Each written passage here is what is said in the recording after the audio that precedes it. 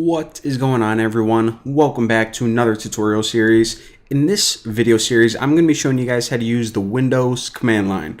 All the cool things that you can do with it, all the different tools and tips, and it's going to be awesome. So, well, let's just go ahead and get started. So first things first, how the heck do you open the command line? Well, what you can do is you can go to this start menu down here, and you can just type CMD and hit enter, and boom, roasted, look at that.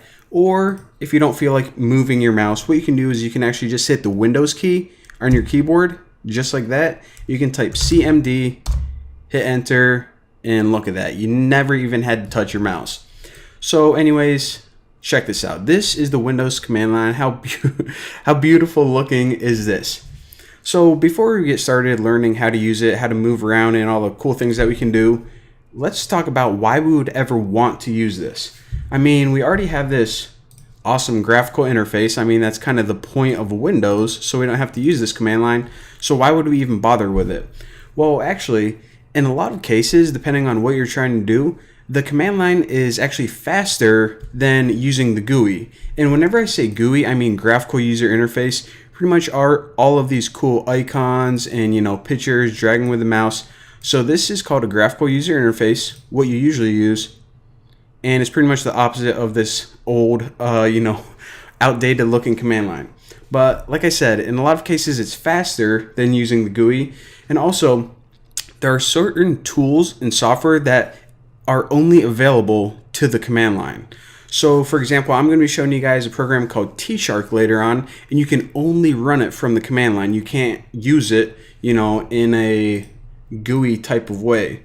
So that's pretty cool. And a lot of like security and networking tools are also only available from the command line. And and another cool thing, the last thing I want to say is later on I'm going to show you guys how to build your own programs and scripts for the command line. So enough of me rambling, let's go ahead and get started. So the first thing you're going to notice is whenever you pop this open, you have a little indicator, and this is called the current working directory. It's basically where you are on your computer. So let me open up just this old Windows Explorer, and I'll show you guys the equivalent of it. So right now it says I'm in C users Bucky. So my main hard drive in a directory called users, and the user I am is Bucky. So this is where I'm at right now. Now, if you're just using this Windows Explorer, in order to move around to a new directory, you would just find one and double click it like this. Say I wanted to move in my desktop, double click that, easy stuff. Now, if I ever want to go back, I'll just click this back button, or I can click up here. However, in our command line, we don't have that luxury. We don't have anything to click except this big black background. So how would we move into the desktop? Well, anytime you want to change your directories, you type the keyword CD. That means change directory. So from here, remember, we can just go desktop and hit enter, and that means I want to change or go into my desktop. And look at that.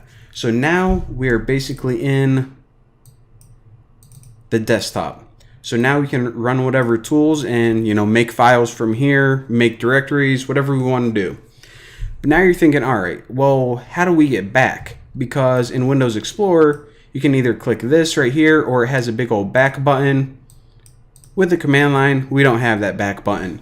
So anytime you want to go back or up a directory, what you do is you write CD, and instead of back or anything like that, you write ...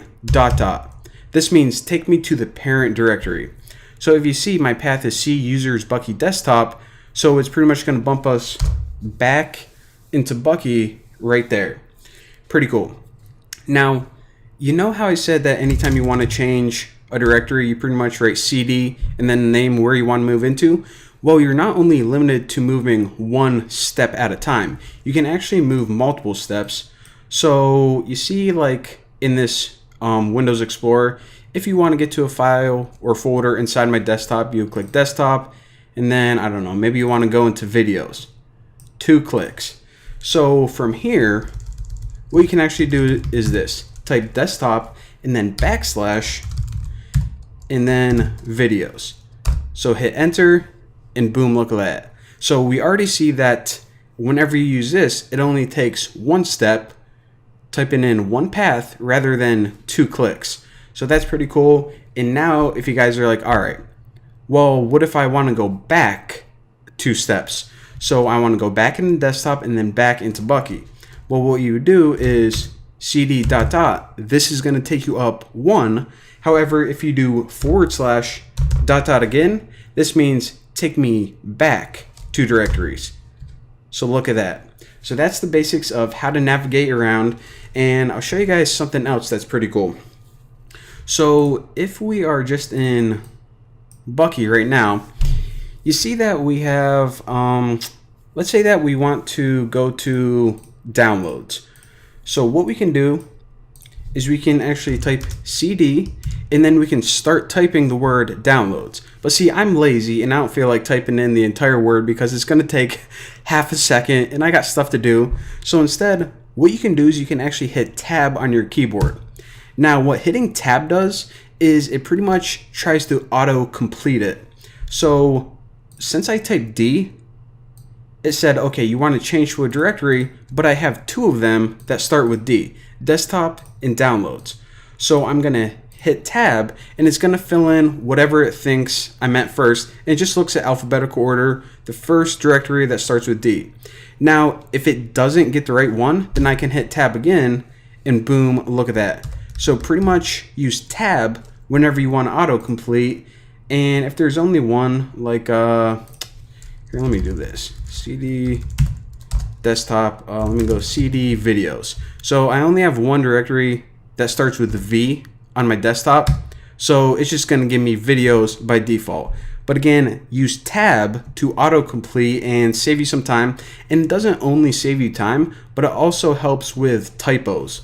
Since, you know, you might actually accidentally spell videos like that. I mean, you probably wouldn't, but it pretty much saves you time and helps with typos. So there you go. So that is your real quick introduction to the Windows command line. I'm sure you guys are thrilled already. You know, if you're like, all right, so I can move directories. Wow, this thing is useless. Well, wait till like 5 tutorials from now, and you guys are going to see just how awesome it is. So thank you guys for watching, and I will see you guys next time.